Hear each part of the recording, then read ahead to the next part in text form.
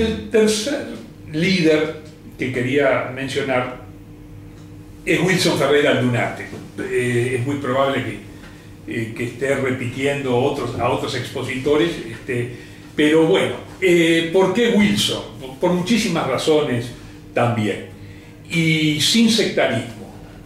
Yo realmente creo que en la historia, digamos, de la segunda mitad del siglo XX, ningún partido tiene un Wilson Ferreira Aldunate, pero no es que no lo tenga por orientación, porque obviamente Wilson Ferreira Aldunate era un dirigente del Partido Nacional, por lo tanto no hubiera podido surgir con el contenido de sus programas, de sus propuestas, no hubiera podido surgir en el Partido Colorado o en el Frente Amplio. No, digo, por la trascendencia de su liderazgo, creo que no hay otro en los otros partidos.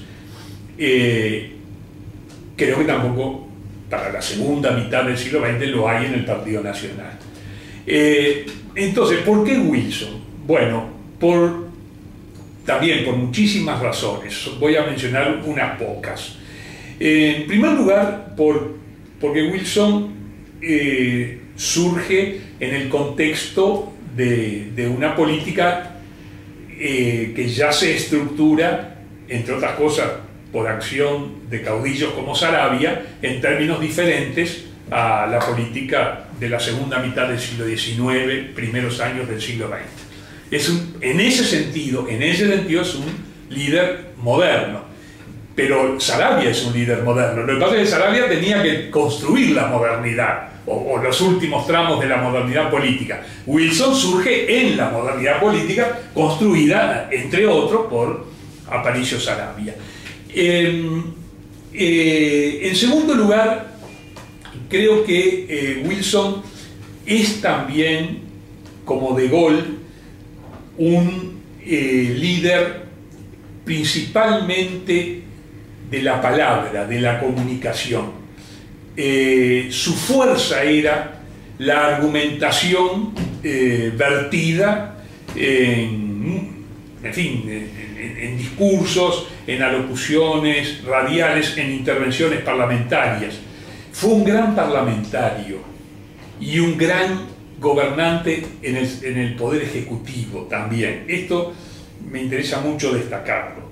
Wilson no solo fue un gran polemista parlamentario, se recuerdan sus interpelaciones, y sin duda algunas son recordables. Se recuerda el discurso con que se despidió del Senado en la víspera del golpe y proclamó que el Partido Nacional sería el más indoblegable enemigo de la dictadura que surgía.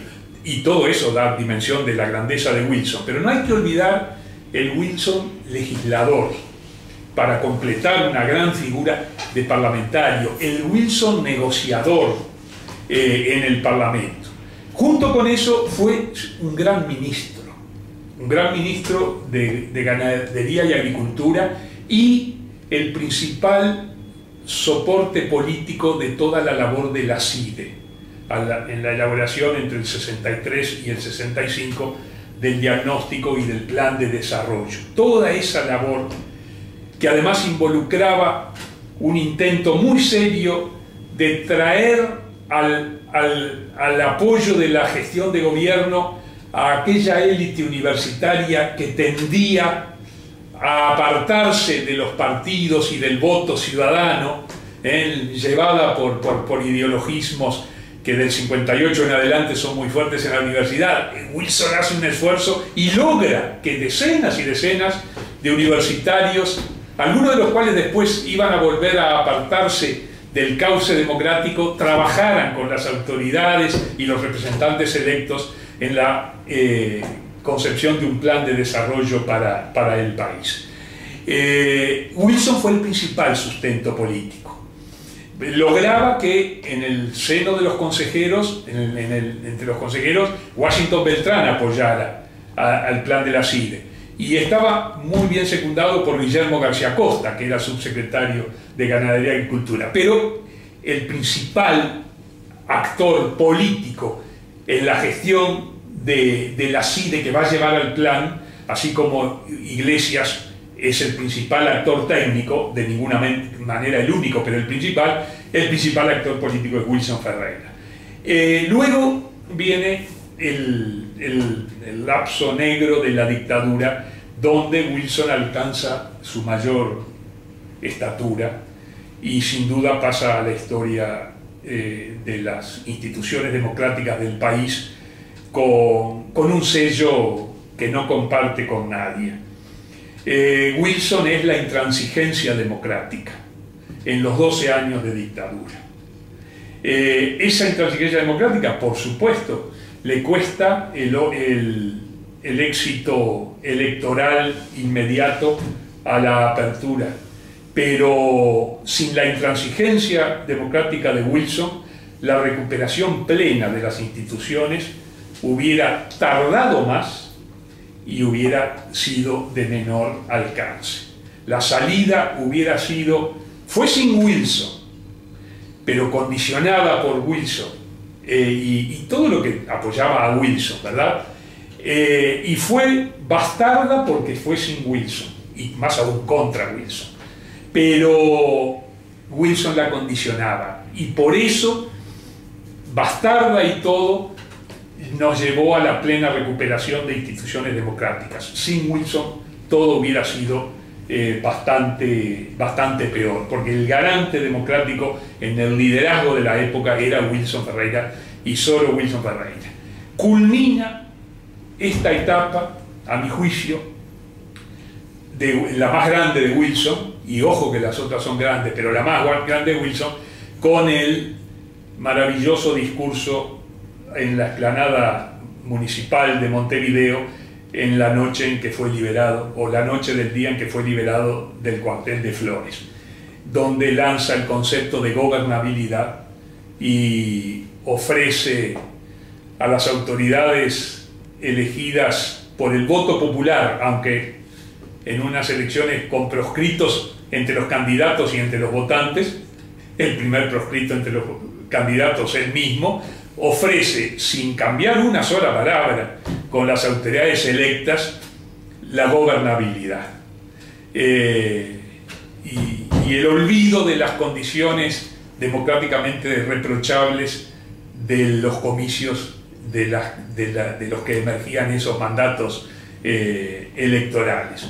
Pensando hacia el futuro con enorme grandeza, y yo creo que cerrando con la misma tónica de grandeza del discurso de despedida del Senado el 26 de junio del 73, el discurso del 84 en la explanada, lo convierte sin duda en el símbolo de la conciencia democrática que resistió la dictadura. De ahí en adelante, con pocos años de vida que le quedaban, él no lo sabía, en fin, lo supo unos meses antes.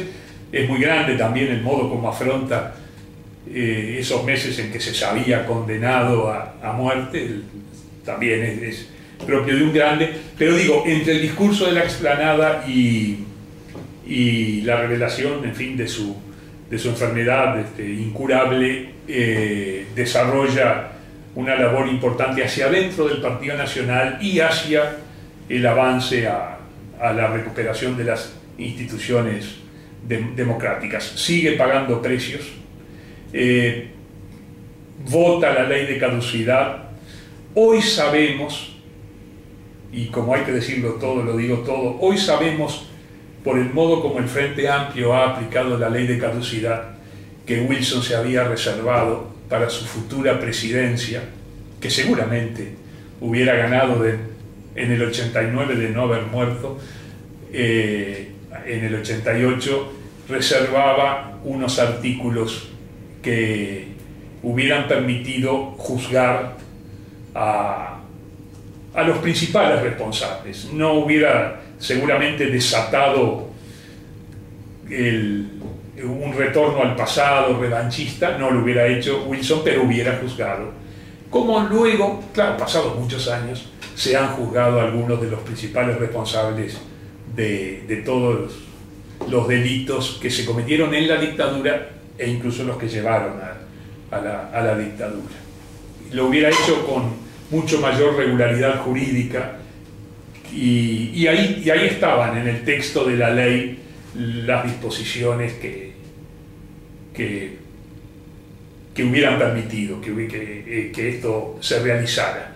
En relación a esto, como ciudadano, yo he cambiado mi juicio sobre la ley de caducidad a la luz de acontecimientos muy recientes, porque ahora me doy cuenta, confieso que no me había dado cuenta en los primeros años, que Wilson Ferreira había negociado con el gobierno de Sanguinetti con mucho más éxito de lo que yo percibía.